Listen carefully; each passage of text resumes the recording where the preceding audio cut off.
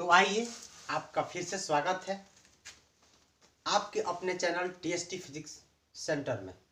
मैं हूं उज्जवल कुमार और आज जेईई मेन 2019 में पूछे गए सेंटर ऑफ मास के एक क्वेश्चन को डिस्कस करेंगे। ठीक है, तो चलिए शुरुआत करते हैं। कहता है 3 particle of masses 50 gram, 100 gram and 150 gram are placed at the vertices of an equilateral triangle of side 1 metre as shown in figure. Figure पर ध्यान दीजिए और फिर से हम पढ़ते हैं, ध्यान दीजिए। 3 particle of masses 50 gram, 100 gram and 150 gram, 50 gram, 100 ग्राम और 150 ग्राम। देखिए 3 मासेज है, 50 ग्राम, 100 ग्राम और 150 ग्राम। ठीक है, 3 जो है पार्टिकल है जिसका जो मास दिया हुआ है। मान लेते हैं हम लोग अभी तत्काल ऐसा मान के चलेंगे क्वेश्चन के हिसाब से कि पॉइंट मासेज है। Are placed at the vertices, कहाँ रखा हुआ है? शीर्षों पर रखा हुआ है। किनके शीर्षों पर? ऑफ एन इक्विलैटरल ट्रायंगल, किसी समबाहु त्रिभुज के शीर्ष पर रखा गया है। ऑफ साइड 1 मीटर, 1 मीटर जिसका क्या है? साइड है। समबाहु त्रिभुज है तो सारा साइड क्या होगा? सारा भुजा बराबर होगा। तो जो बराबर भुजा है वो कितना है? 1 मीटर है। एज शोन इन फिगर, जैसा कि चित्र में दिखाया गया है। अब आपसे पूछा क्या निकालने के लिए? The XY coordinate of centre of the mass will be. Centre of mass का पोजीशन क्या होगा, उसका x कोऑर्डिनेट क्या होगा और उसका y कोऑर्डिनेट क्या होगा। सिंपल, हम बताए हुए हैं कई सारे, जब आपको discrete masses M1, M2, M3, M4 ऐसा दिया हुआ रहता है, ठीक है, तो उसमें किसी एक को आप ओरिजिन मान सकते हैं, फिर उसके तुलना में सबको कोऑर्डिनेट दे सकते हैं। कोऑर्डिनेट देने के बाद आप x सेंटर ऑफ मास का x कोऑर्डिनेट निकालने के लिए जो फार्मूला बताए थे, M1 x1 plus M2 x2 plus M3 x3, ऐसे बटा में M1 plus M2 plus M3 plus 4, ऐसे करके आप जा सकते हैं। जैसे देखिए लिखते हैं, मान लीजिए x कोऑर्डिनेट हम निकालना चाह रहे हैं सेंटर ऑफ मास का। इन तीनों मास की वजह का जो सिस्टम है, इसका सेंटर ऑफ मास कहाँ है, उसका x कोऑर्डिनेट निकालने जा रहे हैं। तो x सीओम हमको चाहिए, सेंटर ऑफ मास का x कोऑर्डिनेट। फार्मूला हम लिखाए हुए थे, M1 x1 plus M2 x2 plus M3 x3 S1। आगे भी जा सकते हैं, यहाँ 3 मास है तो 3 मास की चर्चा करेंगे। 2 रहेगा तो 2, 4 रहेगा तो 4। नीचे क्या है? मासेज का हम लोग योग ले लेते हैं, M1 plus M2 plus M3, जितना रहेगा सबको। आपके दिमाग में ऐसा प्रश्न नहीं बनना चाहिए कि ग्राम में है तो इसको केजी में बदलें। ग्राम में है तो केजी में नहीं बदलेंगे। अगर कोई ग्राम और कोई केजी में रहता तब बदलते हैं। सब ग्राम में है या सब केजी में है तो बदलने की जरूरत नहीं है। आप कहेगा सर ऐसा यूनिट तो नहीं है, हम लोग ऐसा यूनिट में बदलते हैं। हाँ, कई सारे फार्मूले में हम लोग ऐसा यूनिट में बदलते हैं। यहाँ भी बदलते इसलिए नहीं बदलेंगे कि देखिए ऊपर जो है मास ऐड हो रहा है, ठीक है, और नीचे भी मास ऐड हो रहा है, इन दोनों का रेशियो हो जाने वाला है। तो यहाँ जो है मास का यूनिट कट जाएगा, नहीं रहेगा। तो इसकी कोई चिंता नहीं है कि एसआई में है कि नहीं है। हाँ, कोई केजी, कोई ग्राम, कोई किलोग्राम, कोई ग्राम, ऐसे में रहता तो या तो किलोग्राम में सबको रखते या तो ग्राम में सबको। सारा ग्राम में दिया हुआ है तो बहुत ज़्यादा टेंशन लेने वाली बात नहीं है। आइए M1 x1, तो यहाँ देखिए कोऑर्डिनेट भी दिया हुआ है। नहीं दिया रहता तब हम लोग किसी को मानते हैं। ऑलरेडी M1 पर ओरिजिन दिया हुआ है, इसका कोऑर्डिनेट बताया हुआ है, इसका कोऑर्डिनेट बताया हुआ है, इसका जो है कोऑर्डिनेट बताया हुआ है। अगर आप देखिए बहुत ध्यान से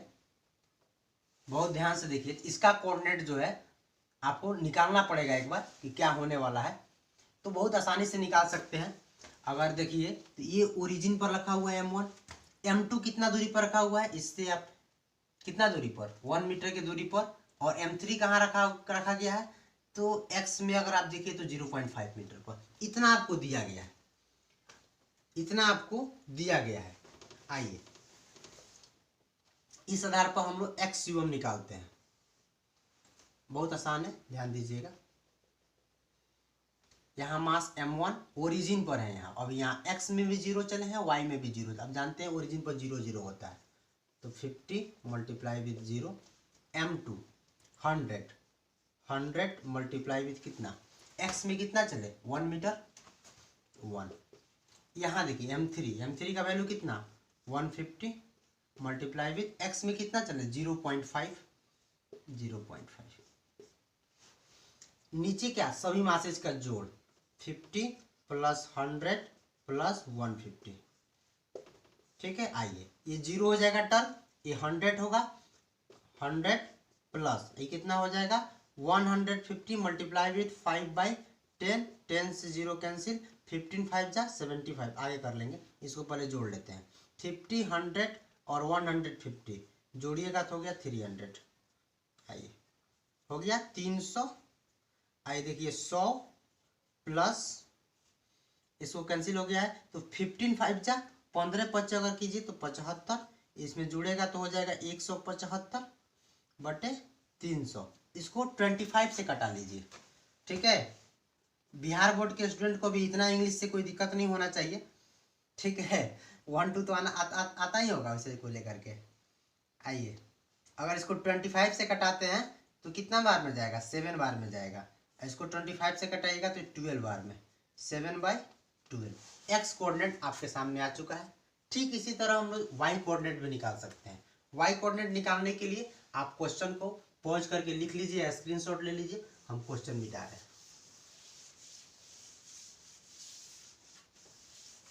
आइए अब हम लोग निकालते हैं वाई COM। COM इसलिए कि सेंटर ऑफ मास का वाई, सेंटर ऑफ मास का एक्स। जो भी लोग ऑफलाइन क्लास करते हैं, ठीक है, या टीचमेंट वाला ऑनलाइन क्लास करते हैं, उनको ये सब बातें समझ में आ रहा होगा। जो मेरे पास फर्स्ट ईयर पढ़ते हैं उनको जानकारी दिया जा चुका है। आइए इसके लिए फॉर्मूला है M1Y1 plus M2Y2 plus M3Y3 बटा M1 plus M2 plus M3।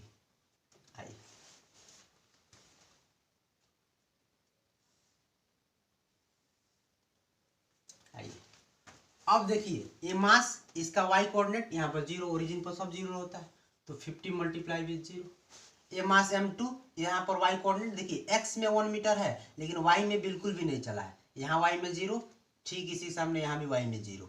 Coordinate आप समझते होंगे, यहाँ y में 0 है तो 100 मल्टीप्लाई विथ y2 भी 0 हो गया। अच्छा M3 कितना है 150, x में कितना चला 0.5, लेकिन y में कितना चला गिवन नहीं है।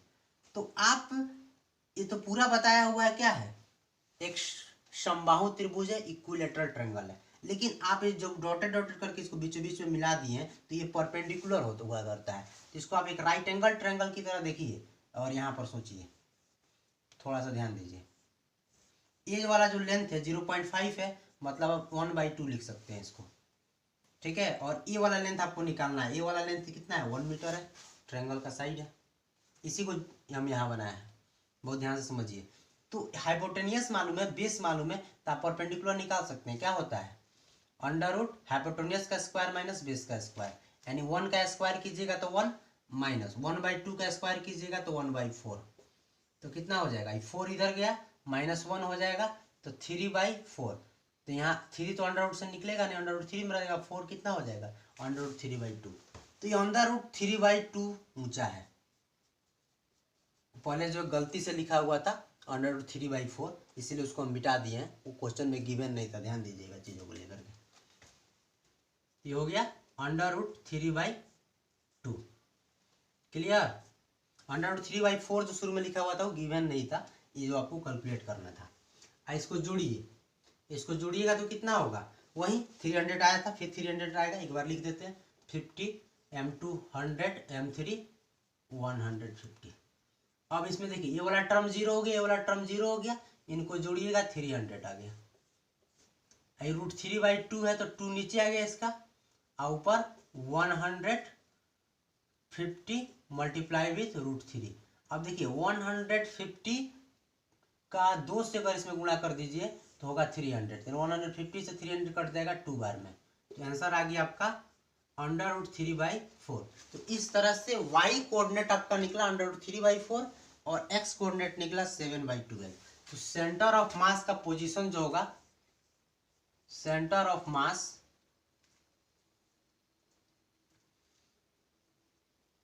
कहेंगे कोऑर्डिनेट ऑफ, कोऑर्डिनेट लिख देते हैं, कोऑर्डिनेट ऑफ कॉम, कॉम लिखाने का मतलब क्या, सेंटर ऑफ मास, वो जो होने वाला है वो कुछ ऐसा। अच्छा, कोऑर्डिनेट निकले के लिए हम केवल इक्वल नहीं देते हैं, 3 लाइन खींच देते हैं, इक्वल के अलावा एक एक्स्ट्रा लाइन खींच देते हैं, इससे पता चलता है हम लोग कोऑर्डिनेट बताने वाले हैं। ठीक है, एक्स में कितना 7/12, 7/12, और वाई में कितना √3/4। तो इस तरह से क्वेश्चन सॉल्व हो चुका है। तो पढ़ते रहिए, फिर हम लोग मिलेंगे किसी दूसरे जेईई या नीट के प्रॉब्लम के साथ।